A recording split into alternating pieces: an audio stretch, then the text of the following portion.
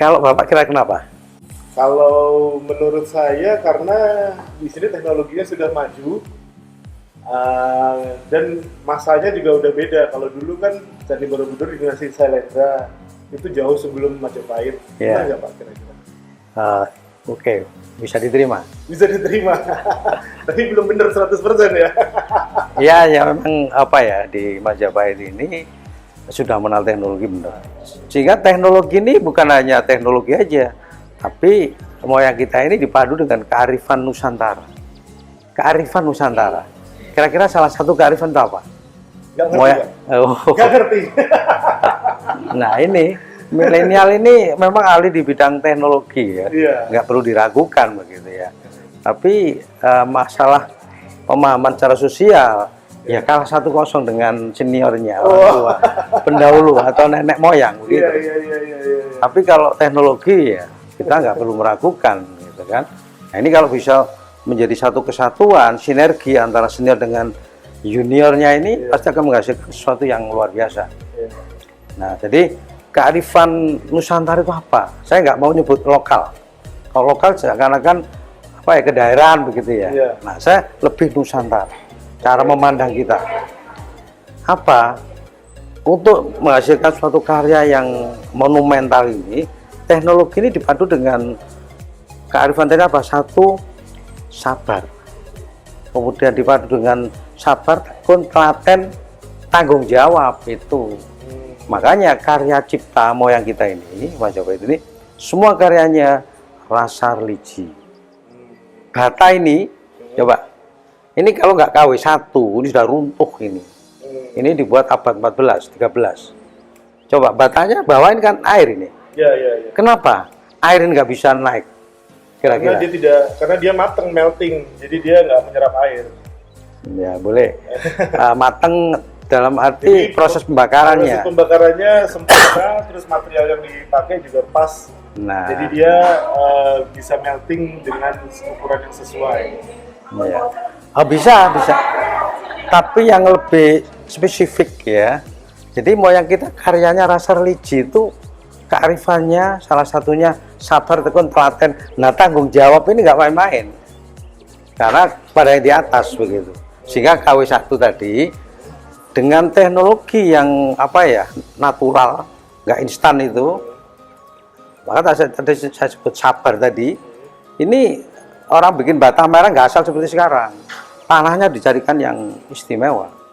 Kemudian direndam. Setelah direndam, dibuatkan adonan ya. Nah adonan ini diinjek ya, pakai kaki tentunya. Kalau sekarang pakai blender, mesin gitu ya.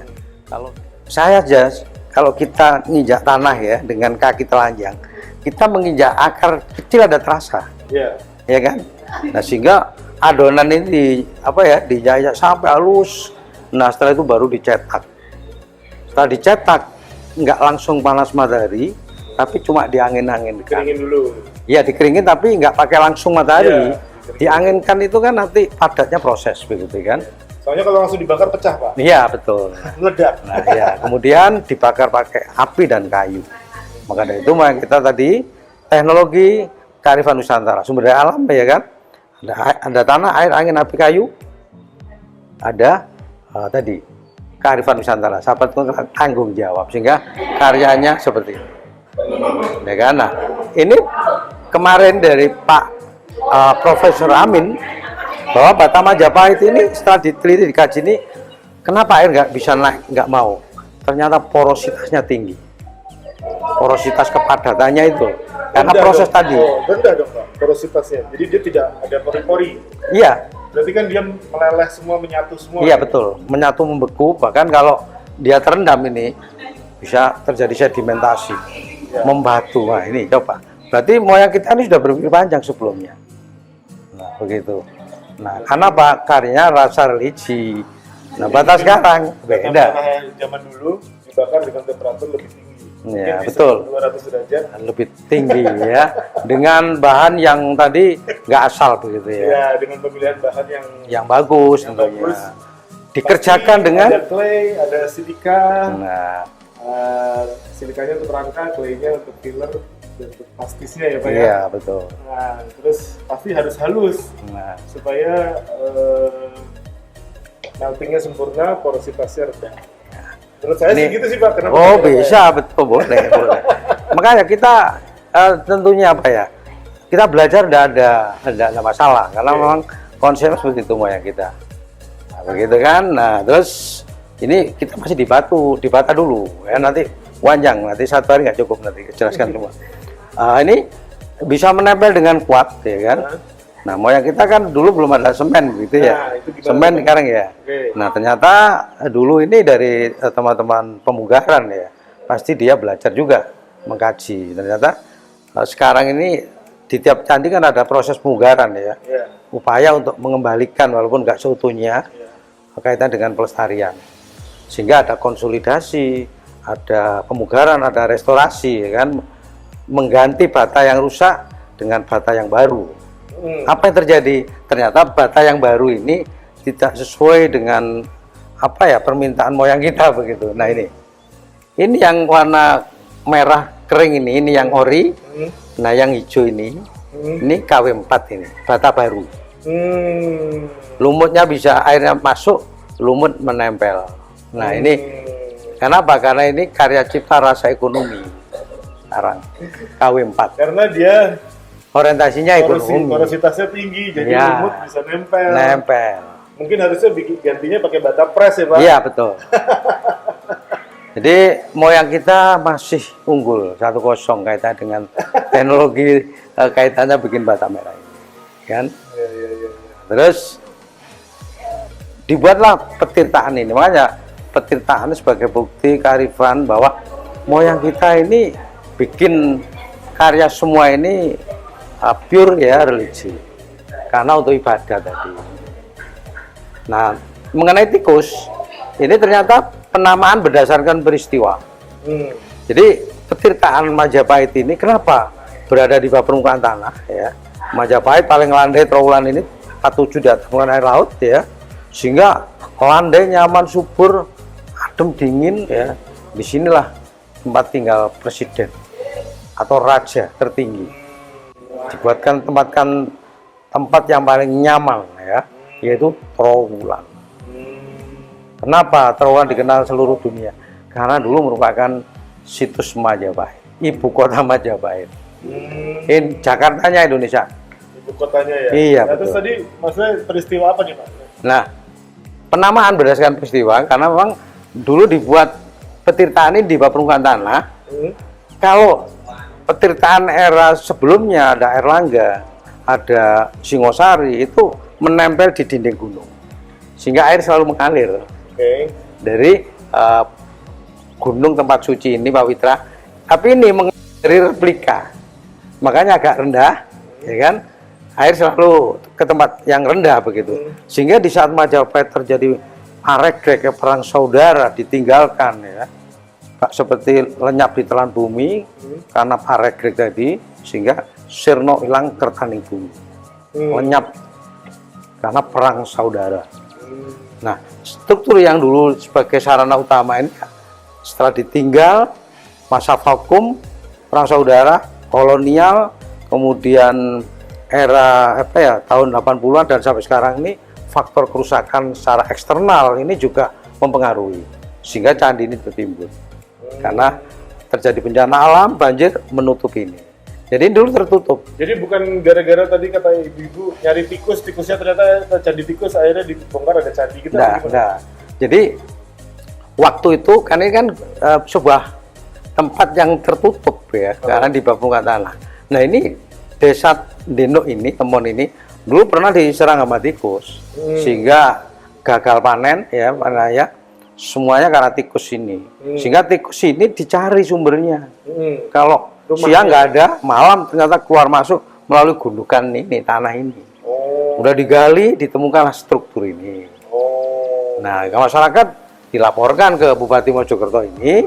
Nah, setelah dikaji lebih mendalam, masyarakat selalu ingin tahu apa ini sebenarnya. Nah, karena masyarakat itu suara Tuhan, apa yang dia lihat itu yang dia maknai. Karena ini sarangnya tikus, ya udah dinamakan candi tikus. Makanya penamaan berdasarkan Dewa. Kalau ini tadi apa? Prasasti kan, Prasasti. sumber Itu masih primer. ibadah. Ya, ini juga ibadah, sama. Oh iya, ibadah Untuk juga. sesuci Tapi karena tadi, ini ya. peristiwanya. Hanya penama tadi unik kan, nggak seperti tikus. Justru ini ada replika gunung ya, ada konsep 8 penjuru mata angin tertinggi, Siwa Pawitranya harus sebagai pelindung. Makanya tertinggi sebagai leader powernya harus punya tanggung jawab untuk melindungi yang bawah. Konsep itu nggak main-main. Nah waktu itu masyarakat ya udah gampang ada. Kalau dia lihat apa, oh tempat tikus, makan aja candi tikus. Seandainya waktu ditemukan dulu salahnya kucing, ya udah Jadi candi kucing candi ya, Pak? kucing gitu. Untung bukan Sambo Pak yang ditemuin Pak, jadi candi Sambo. Wah, kita nggak boleh. Nggak boleh gitu ya? Nggak boleh. Jadi kita lebih ke apa yang disampaikan moyang kita ya. Nah, betul. Jadi moyang kita selalu memberikan kearifan. Katakanlah apa yang di sini ini merupakan bukti yang luar biasa, yaitu pesan moyang kita yang disampaikan. WA-nya ini dikirim abad 12, tapi melalui simbol-simbol keseharian, karena simbol-simbol ya sesuai dengan eranya kan. Nah untuk membaca WA moyang kita ini harus ke museum ini, dan sebelum dibaca harus kita kaji, karena eranya berbeda. Milenial nggak mau kalau oh ini seperti ini apa, nggak mau. Jadi harus kita jelaskan secara nilai-nilainya juga. Zaman sekarang kan anak-anak juga jarang mau baca, maunya nonton. Iya betul, film. langsung Saya- nonton. saya Makanya bikin video. tugas sampean jenengan ini dengan bahasa kekinian nih, bagaimana supaya milenial ini terpicu untuk Iya.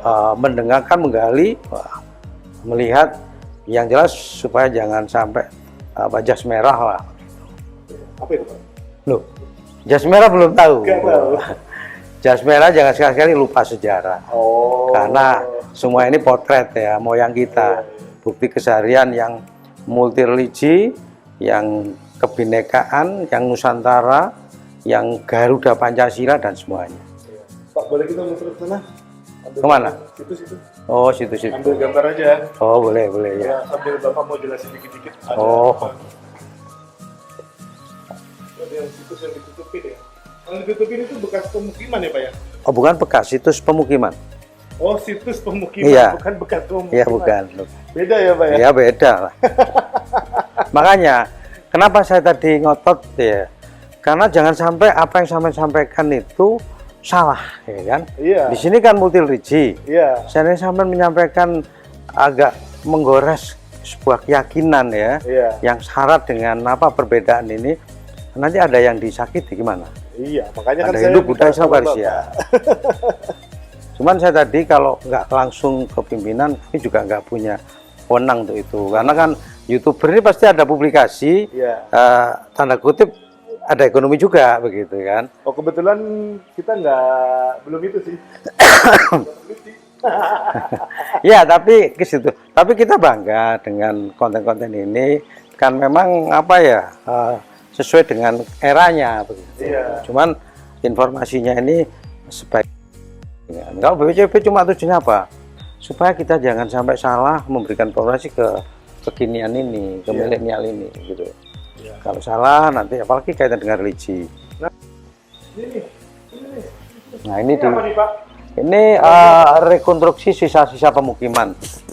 Oh, jadi sebenarnya zaman dulu itu rumahnya kayak gini. Iya, paling tidak seperti ini. Ini masih bata.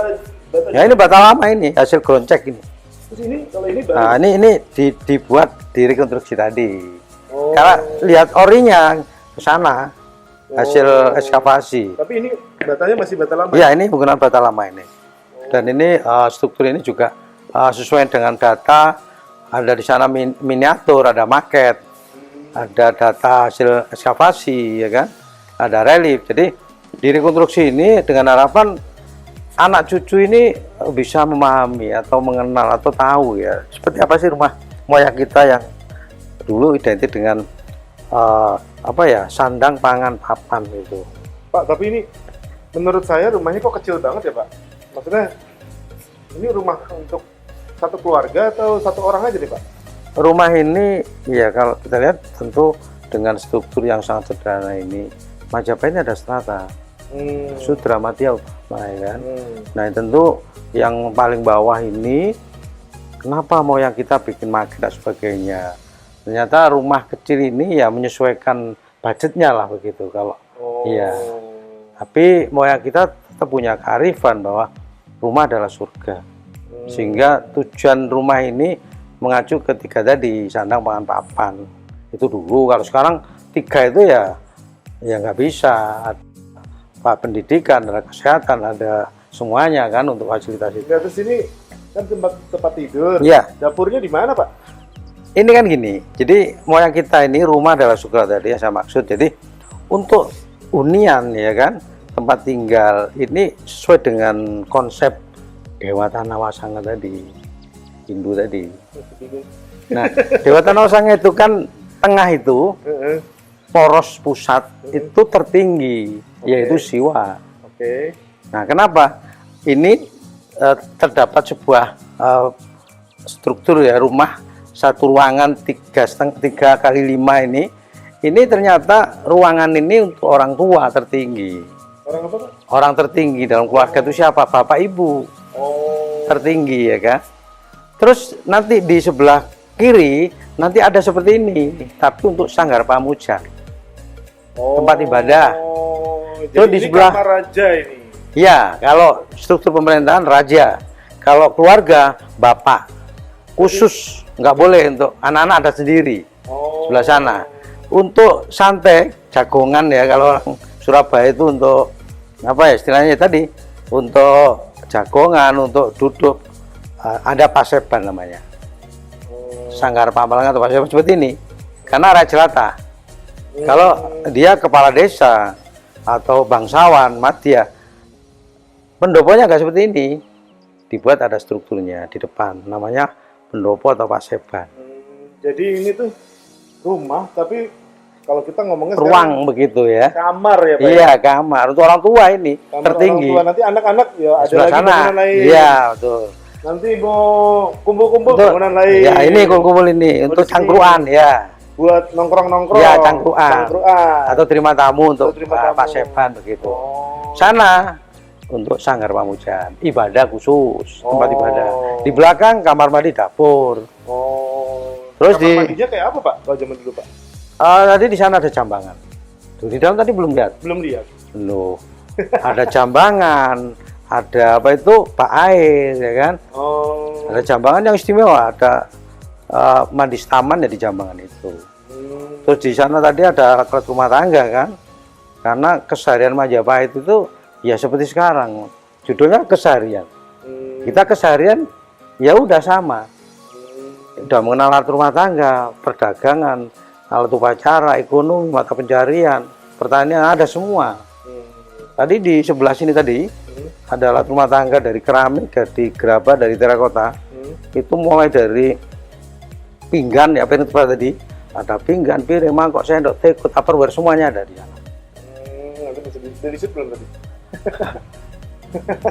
Ya, makanya rumah sekarang dengan dulu beda. Dulu orientasinya religi. Kenapa menghadap ke selatan? Ini ada konsepnya, konsunya. Hadapnya juga itu? Iya ini. Terus ini coba, moyang kita yang penuh dengan kearifan ya kan, dalam kehidupan ini yang selalu apa ya konsepnya tuh sehat-sehat, sejahtera dan dilindungi. Kalau kita ya robana atina bina kasana itu. Nah ini kan direkonstruksi ya sisa-sisa, makanya dindingnya banyak lubang-lubang ya kan. Kemudian atapnya, gentengnya ini kan cuma separuh, sehingga kayunya kan kelihatan kayunya. Nah ini nggak dipaku. Kenapa kira-kira nggak dipaku? Kok coba diket? Kira-kira kenapa? Belum punya paku. Nah apa? Belum ada pabrik paku betul. Belum ada paku. Jadi paku itu dari pasak aja. Pasak yang diongoti kemudian di. Papan atau keramik? Nah ini kan tergantung aja. Kalau kita bikin yang paling utama ya dari terakota.